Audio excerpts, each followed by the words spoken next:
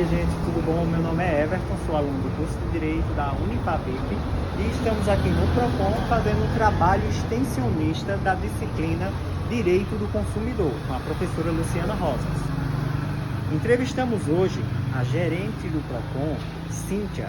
Foi uma entrevista extremamente proveitosa, com bastante conhecimento, que vocês vão conseguir assistir nos próximos minutos. Muito obrigado. A primeira pergunta que a gente elaborou foi coisas mais pessoal de você junto com o PROCON, que seria: qual é o seu cargo e há quanto tempo você trabalha aqui no PROCON? O meu cargo atualmente gerente geral, né, que é o cargo em que de fato gerencia todos os setores do PROCON, porque o PROCON ele é formado por duas gerências, gerência geral e gerência jurídica, e os demais setores são vinculados ou a um ou a outro.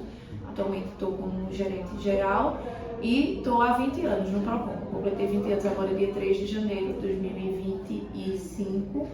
Estou há 20 anos no PROCON, mas como gerente 2 anos. Assumi a gerência em 3 de janeiro de 2023. Então, entrei como estagiária aqui. Então, assim, passei por todos os setores, eu conheço todos os setores porque passei por todos eles. Entrei como estagiária, o PROCON tinha apenas 9 meses de existência, o PROCON Caruaru tinha somente 9 meses de existência, então entrei como estagiária e, graças a Deus, fui galgando aí os cargos, fui subindo, fui pela experiência e, graças a Deus, hoje estou no cargo que eu almejei desde o dia que entrei aqui. Então vamos lá. Como é que funciona a estrutura organizacional do PROCON? A gente tem, o PROCON ele é instituído por meio de lei municipal, então existe uma lei que funda o PROCON, né, que cria o PROCON Caruaru. A gente é municipalizado. Deixa eu voltar aqui um pouquinho no tempo. O PROCON ele foi fundado em 2024, em maio de 2024, e ele, até 2019 ele era um órgão do Estado, ele era um braço do PROCON estadual. Então, apesar de ser mantido pela prefeitura, havia um convênio entre a prefeitura e o Estado. A prefeitura ela arca com os custos de gestão do PROCON, mas a gente, toda a demanda, a gente fica dependendo do PROCON estadual. Por exemplo, as multas que a gente aplicava eram revertidas para o PROCON estadual e hoje, desde 2019, fomos municipalizados, então a gente hoje tem essa autonomia em todos os sentidos, desde a questão da gerência, da gente poder tomar decisões dentro do âmbito municipal, como também as sanções que a gente aplica são aplicadas. A gente agora tem a legitimidade de aplicar as sanções e reverter a gente tem um fundo, que é o Fundo Municipal de Defesa do Consumidor, que os recursos provenientes de multas aplicadas são revertidas, são depositados nesse fundo, que são revertidas em prol do consumidor. Então a gente tem essa autonomia hoje em dia, e a própria lei ela trouxe essa organização, trouxe essa estrutura organizacional, que temos a gerência geral e a gerência jurídica.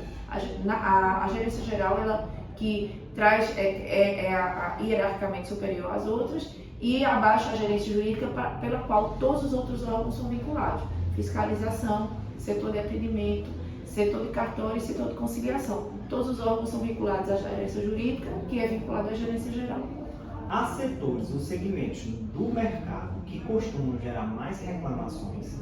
Sim, a gente identifica, né? E como eu já estou há um bom tempo e eu sempre acompanho, mesmo não estando na gerência há tanto tempo, estou há 2 anos somente, mas eu antes de ser gerência geral era gerência jurídica, então eu já vinha acompanhando essas demandas, sempre venho acompanhando essas demandas, até porque eu vivencio isso. A gente tem, se eu for pegar os números de 2024, que a gente teve 5.198 atendimentos em 2024, 1º de janeiro de 2024 a 31 de dezembro do mesmo ano. E dessas demandas, eu não vou saber te especificar esse percentual agora, mas eu posso verificar daqui a pouquinho. Mais de 46% foram de serviços financeiros. Então, de todas essas demandas que a gente recebeu, quase metade das demandas foram referentes a serviço financeiro. Serviço financeiro, instituição financeira, instituição bancária, empréstimo, cartão de crédito. Então, tudo que envolve questão de finanças, né, instituições financeiras, instituição bancária, esse tipo de demanda ele entra como serviços financeiros. Essa classificação de serviços financeiros ela é proveniente do sistema que a gente utiliza, que é o Proconsumidor. Então ele divide as demandas em várias áreas. Uma delas é serviços financeiros, que é o que já há alguns anos lidera o ranking de reclamações, de demanda aqui no Procon. Qual o perfil das pessoas que mais procuram o Procon? Eu fiz essa pesquisa, inclusive para uma palestra que eu fui dar no seminário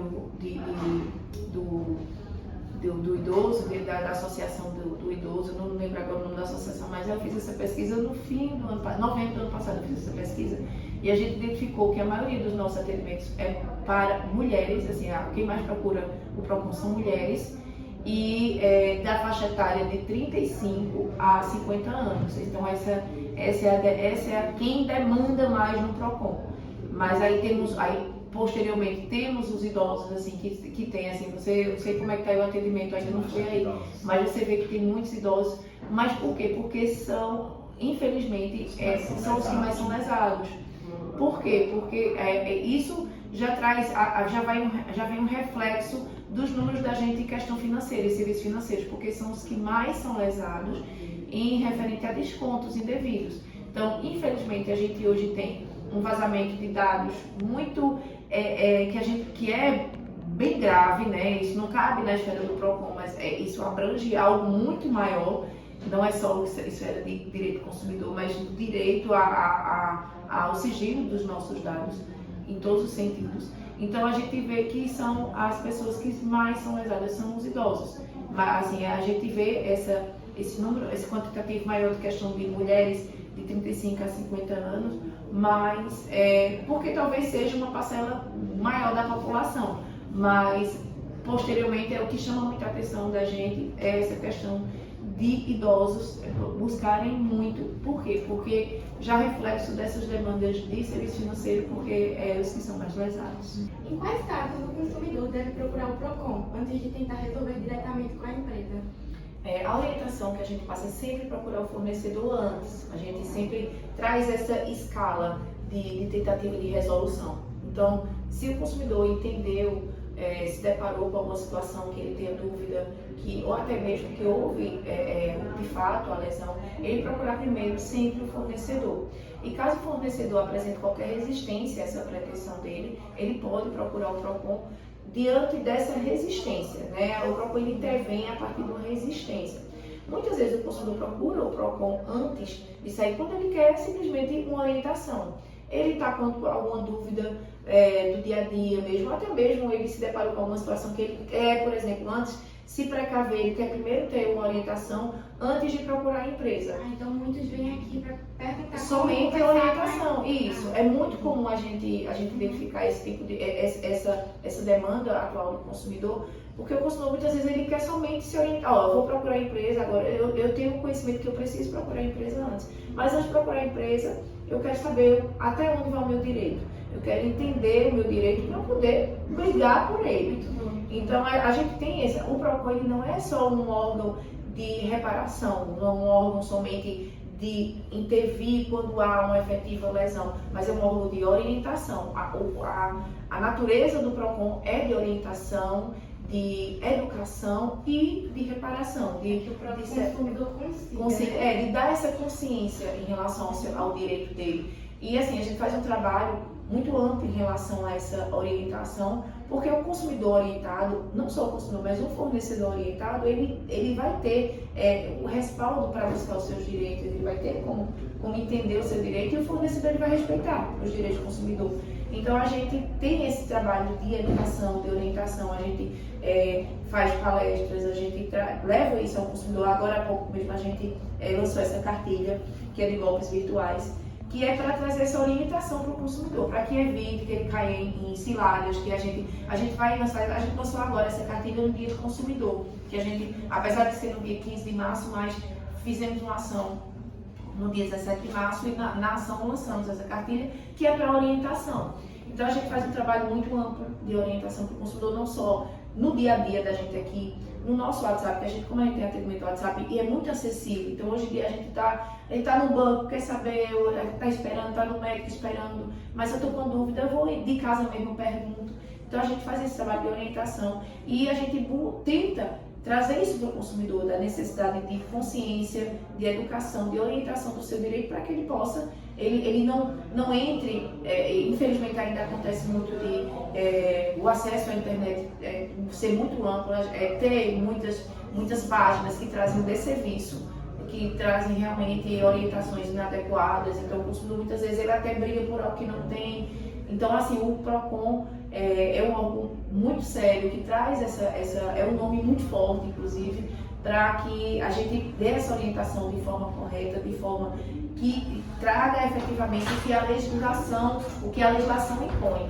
Então aí não é porque fulano disse, porque ciclano disse, a gente utiliza a legislação, não só o Código de Defesa do Consumidor, mas toda a legislação espaça. Por exemplo, agências que trazem resoluções, notas técnicas do Sistema Nacional. Então a gente utiliza o fundamento jurídico, a gente não diz porque Cíntia disse, porque um técnico do atendimento disse, não, a gente utiliza tudo que a gente traz para o consumidor baseado na legislação.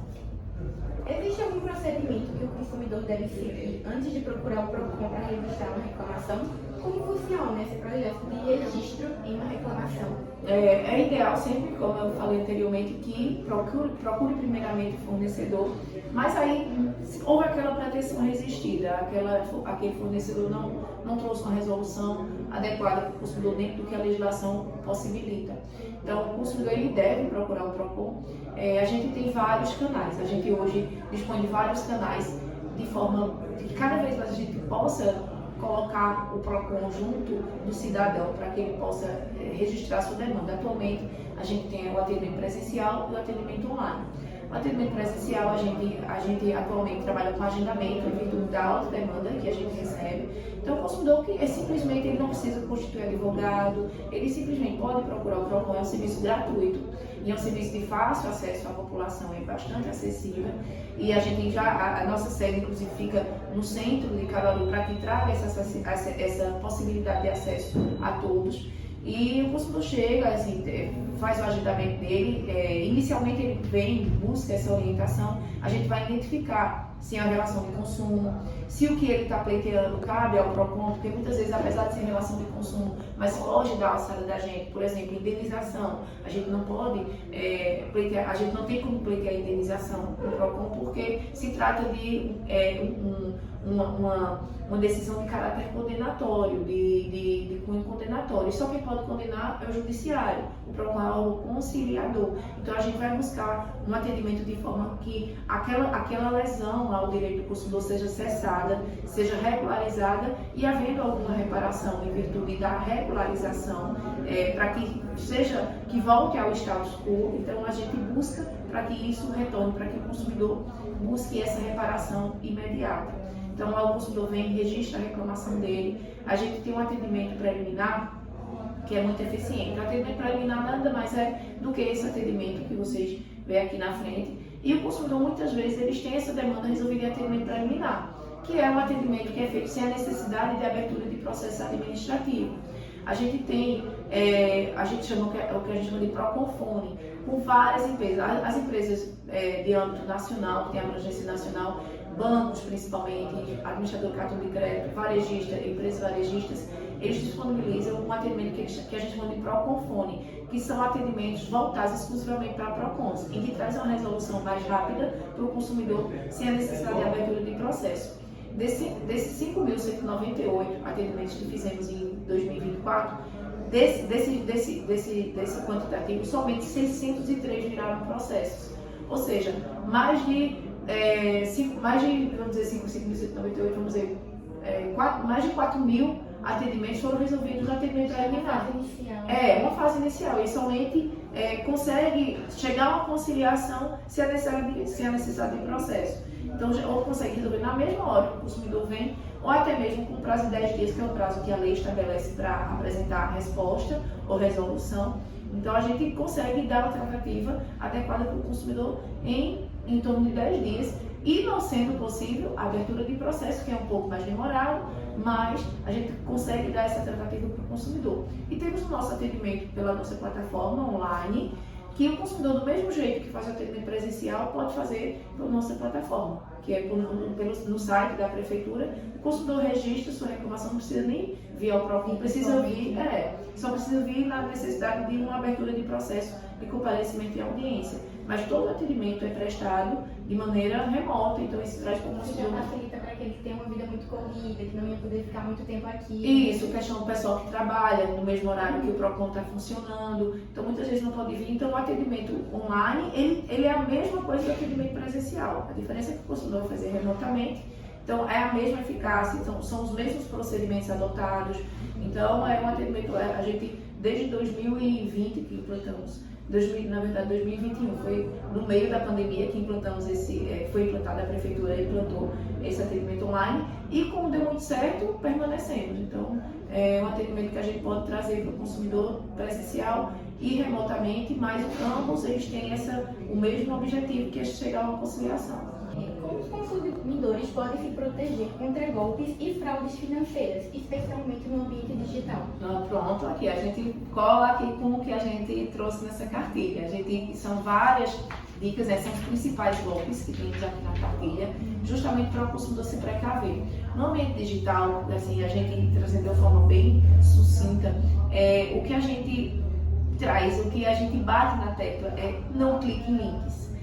Os golpistas, eles utilizam o ambiente virtual, hoje em dia é acessível a todos, independente de idade, independente de situação financeira, então o ambiente é acessível a todos.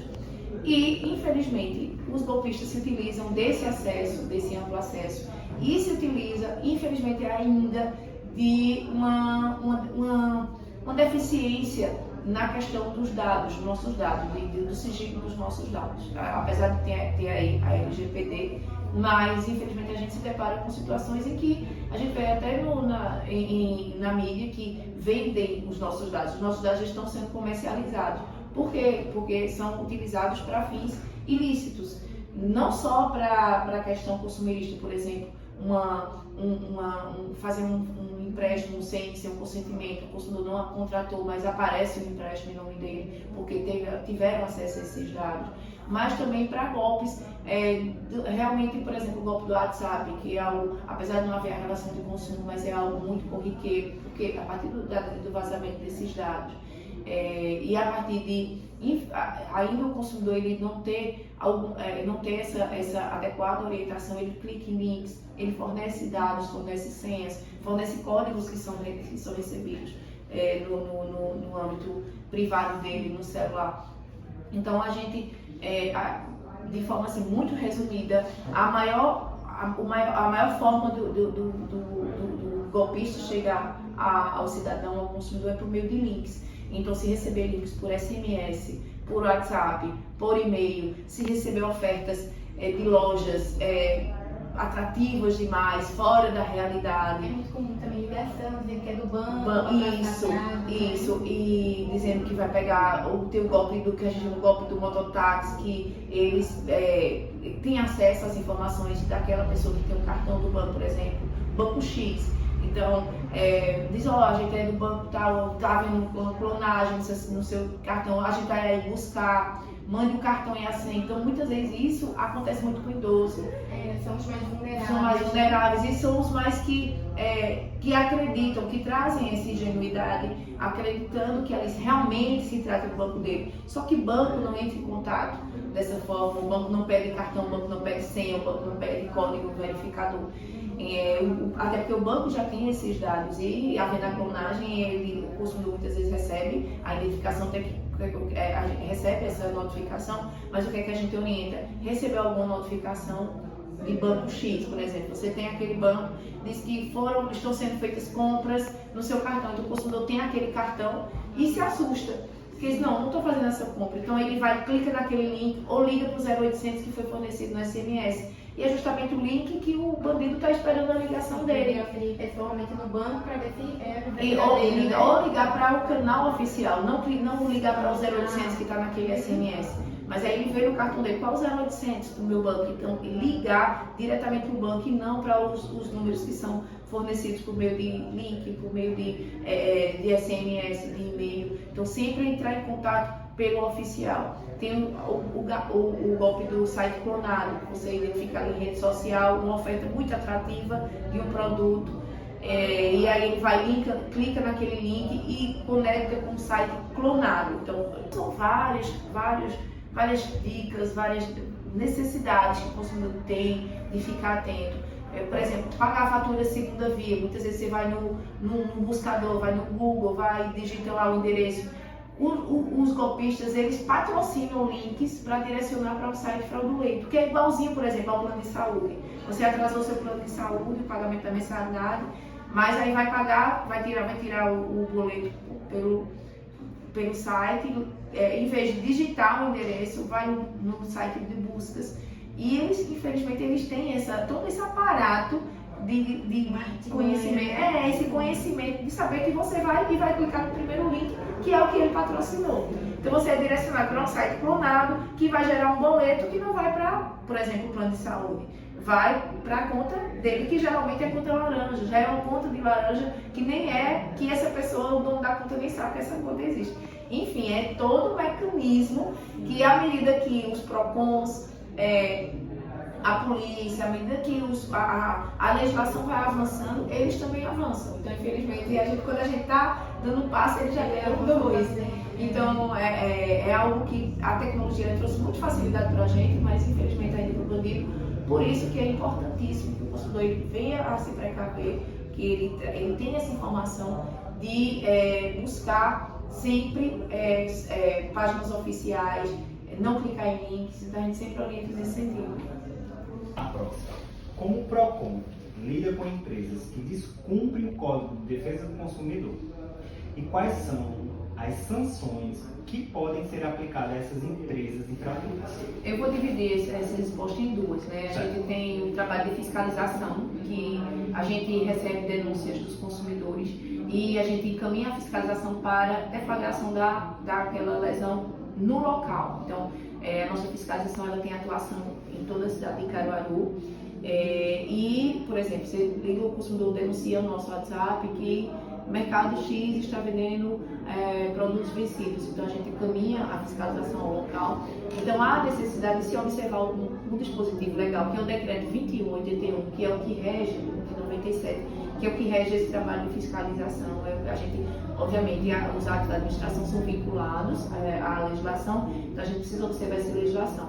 A depender da conduta praticada por aquele estabelecimento, a gente vai adotar o que a legislação diz. Ou uma adequação, ou seja, eles são notificados para se adequar, sendo deflagrada a sua ação, eles são notificados para se adequar dentro do prazo de 20 dias, que é o prazo que a legislação dá, ou então, e se não se adequarem, são autuados, são multados, essa autuação, essa sanção por meio de multa, ou caso a infração seja grave, eles são notificados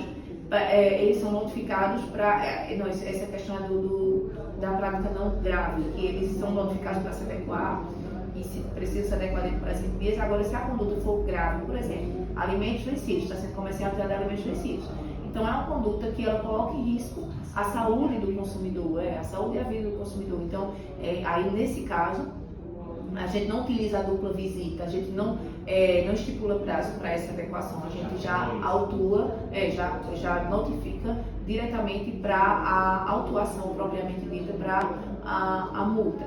Então essa é a conduta da fiscalização, esse é o procedimento de fiscalização. E temos o outro procedimento, que é o de processo administrativo, que é quando o consumidor vem ao PROCON, relata ou manda pela plataforma, relata o fato, e a gente inicia o procedimento de tentativa de resolução ali, de cessação de lesão ao direito do consumidor ou de efetiva reparação. Então a gente faz o atendimento, pode ser mediante o PROCONfone, que a gente tem nessas linhas que a gente faz, ou até mesmo se a empresa não tiver, a gente entra em contato com a empresa, entra em contato com o fornecedor de serviço, para regularizar aquela situação, no atendimento preliminar, para que seja dada uma resolução imediata. Não sendo resolvido, aí é aberto um processo administrativo individual, o consumidor ele vai ter uma audiência designada, vamos notificar o fornecedor para que o fornecedor apresente sua defesa para ou então apresente uma resolução àquela demanda dele. E caso mesmo em audiência não se chegue a uma conciliação, lembrando que por sermos um órgão conciliador, um órgão administrativo, a gente não tem como impor, e o acordo, a conciliação, as duas partes, elas têm que chegar a um consenso. A gente não tem como determinar, diferente do judiciário, que o juiz entende o direito e determina, o juiz condena, mas o PROCON ele busca aquela conciliação, busca aquele acordo. E não se chega nesse acordo, mas sendo identificado a legitimidade daquele direito do consumidor, o consumidor ele é orientado a demandar judicialmente, a gente dá toda a orientação jurídica, a gente não encaminha porque a gente não tem esse vínculo com o Tribunal de Justiça. Temos parcerias com o Tribunal de Justiça em vários eventos, em várias ações, mas não temos esse vínculo de direcionar e encaminhar, mas orientamos o consumidor de forma adequada para que ele procure seus direitos junto à esfera judicial. E aqui o processo, aqui no PROCON, o processo segue para a aplicação das sanções administrativas. Então, aqui são, nesse caso vai ser a multa, porque aí já passou exaurimos todas as possibilidades do fornecedor apresentar uma solução, uma adequação para o consumidor. Então, aí a empresa é multada. Por exemplo, esse processo é para multa, ele já teve todo o trâmite e ele está seguindo para multa. A empresa aqui vai ser multada porque foi identificado pelo PROCON que de fato a empresa trouxe um dano ao consumidor, realmente lesou o direito do consumidor, aqui a empresa será multada. E as sanções previstas, se eu não me engano, está no artigo 56 do CDC, que ele inicia com a advertência, então ele é gradativo, ele inicia com a advertência, depois vem multa, aí ele chega são várias sanções e ele chega ao final com a cassação do alvará de funcionamento. Então, ele inicia com uma advertência, que é inclusive o que é previsto pelo decreto 2881, na questão da fiscalização, não se chegando a uma resolução, mesmo se a empresa for reincidente, permanecer em reincidência, pode-se chegar a esse extremo de cassação do alvará do alvará de funcionamento. Mas são várias sanções que podem ser aplicadas, desde também recolhimento de produto, recolhimento, cessação daquele provisória, interdição provisória daquele estabelecimento, provisória de forma parcial. Então, assim, são várias de forma gradativa que se chega a essa busca, essa tentativa de que aquela empresa cesse aquela conduta denunciada.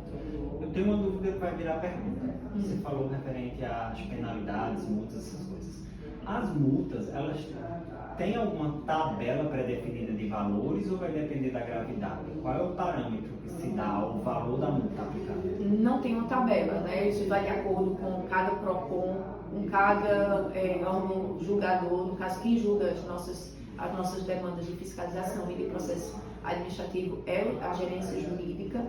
Então, não existe uma tabela, mas a gente, o PROCON Caruaru, utiliza, existe uma dosimetria. A gente tem um decreto que ele determina como é feito isso, tudo vinculado. Tudo isso a gente faz de forma vinculada a esse decreto municipal, que é o decreto, se eu não me engano, 067 de 2019. Então, 2019, 2018, enfim, é um decreto que a gente tem que, para ajudar esse processo, não só o processo, mas as demandas de fiscalização, a gente observa o que está previsto no decreto.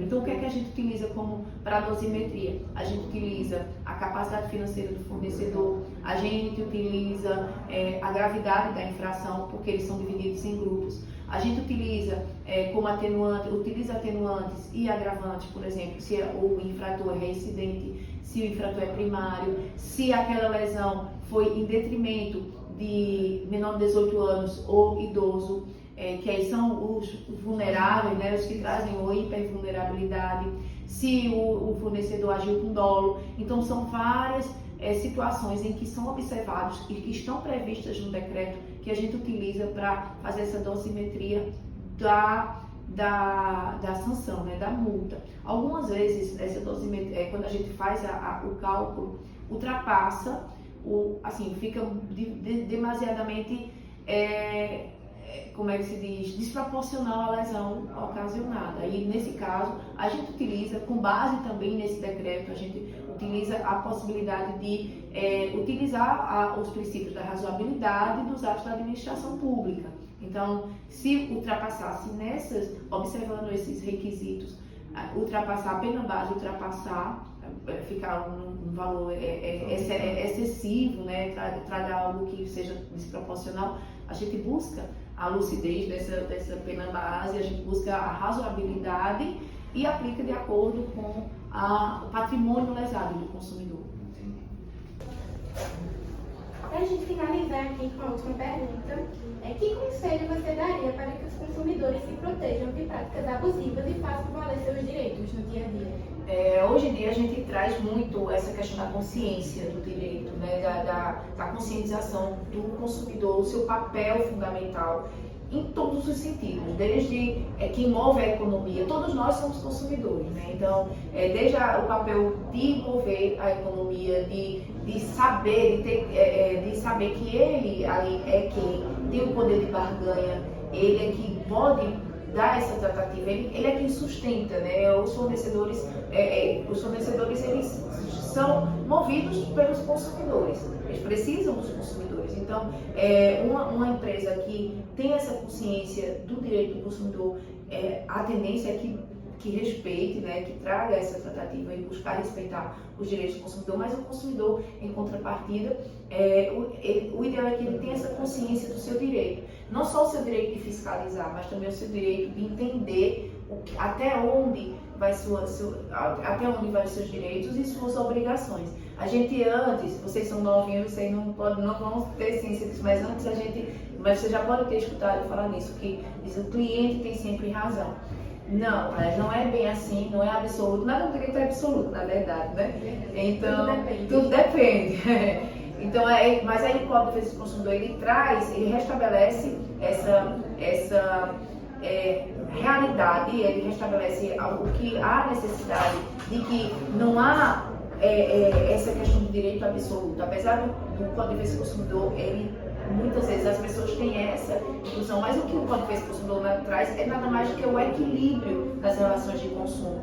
Buscar dar uma tratativa diferenciada que já vem da Constituição, né? O princípio da isonomia. Tratar igualmente os desiguais. Eu acho que é o contrário, mas assim, a gente busca isso aqui, tratar desigualmente, não, tratar igualmente os desiguais. Dessa forma.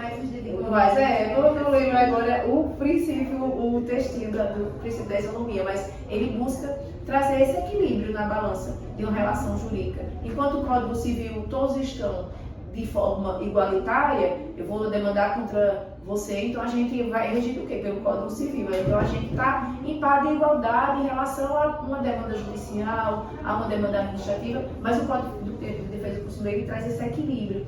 E é justamente esse equilíbrio, essa possibilidade de, por exemplo, a inversão do ônus da prova que o Código de Defesa do Consumidor traz, justamente por ser o consumidor a parte mais fraca, que é importante que o consumidor tenha ciência dessas ferramentas que o Código de Defesa do Consumidor traz.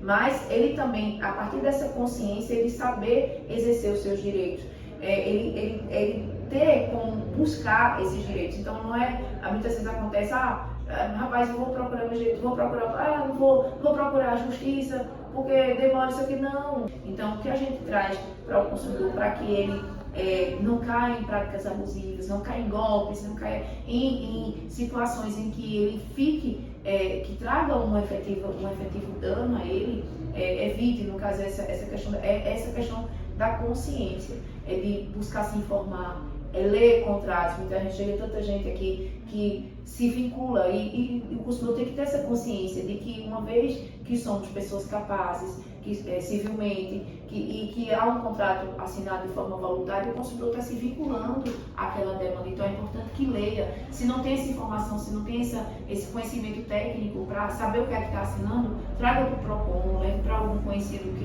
tem entendimento da legislação. Então,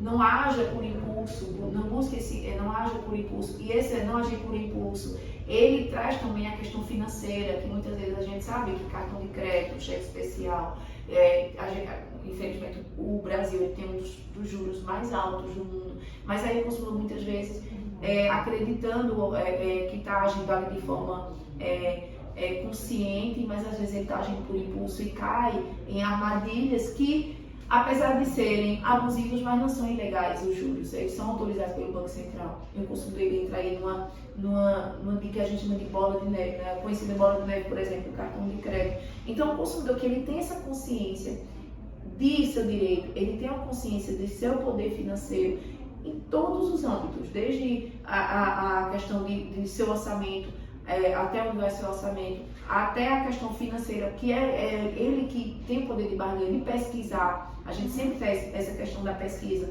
que é importantíssima. Vivemos num país em que existe o livre comércio, então, para se caracterizar um preço abusivo, por exemplo, há necessidade de preenchimento de alguns requisitos. Não é porque no estabelecimento o valor é X e no outro é X, 3 vezes aquele valor que é preço abusivo. Não, isso é simplesmente a concorrência, é a livre concorrência, é o livre comércio. E qual é o poder que o consumidor tem? Pesquisar. A gente traz todo mês a divulgação de pesquisa cesta básica, que a gente identifica que o mesmo produto de um estabelecimento para outro em nossa cidade tem a diferença de mais de 300%.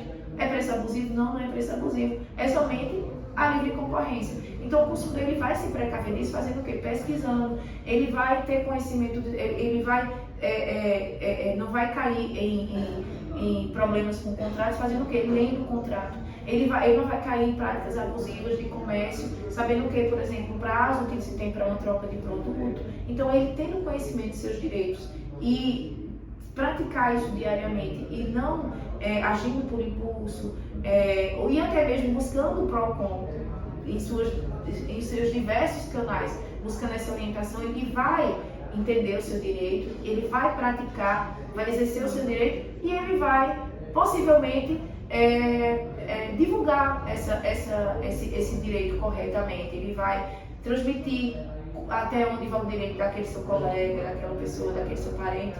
Entendendo o direito dele, ele pode, inclusive, propagar isso, trazer essa informação que é primordial. A informação, ela é primordial em tudo, em todas as relações jurídicas. Aquela frase bem famosa, né? A educação e o conhecimento é a maior arma que alguém pode ter. Sim, isso traz, isso é muito evidente para o consumidor, porque um dos princípios, eu acredito, eu até considero, a base do Código de Defesa do Consumidor é a informação.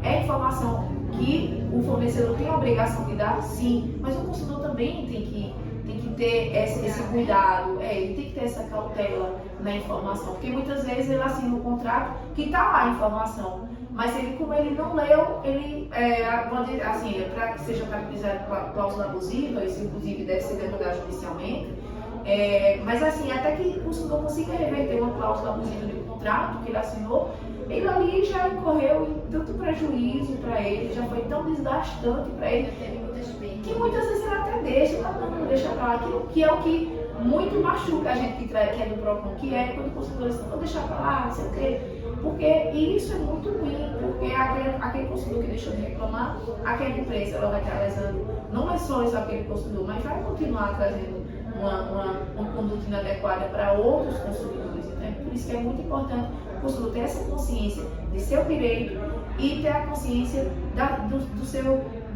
de exercer a sua cidadania. Quando ele exerce o direito do consumidor, ele exerce a sua cidadania. É muito importante que ele tenha esse conhecimento e tem ferramentas para se buscar esse conhecimento, porque se ele não tiver ali na hora, busca-se esse conhecimento. Então, não tendo esse conhecimento, há ferramentas, há PROCON, há vários meios de se buscar esse entendimento. Uma parceria, né? O PROCON E o consumidor, isso, a gente inclusive coloca, a gente sempre fala, o consumidor é nosso fiscal também. A gente tem aqui fiscalização, temos, mas o consumidor também é nosso fiscal. E a gente recebe várias denúncias de consumidores, tal estabelecimento está fazendo isso, tal estabelecimento. Algumas situações nem sempre tem razão, mas a gente diz porque o consumidor não, assim, aquele direito que ele está, aquela eventual lesão não se trata de uma lesão.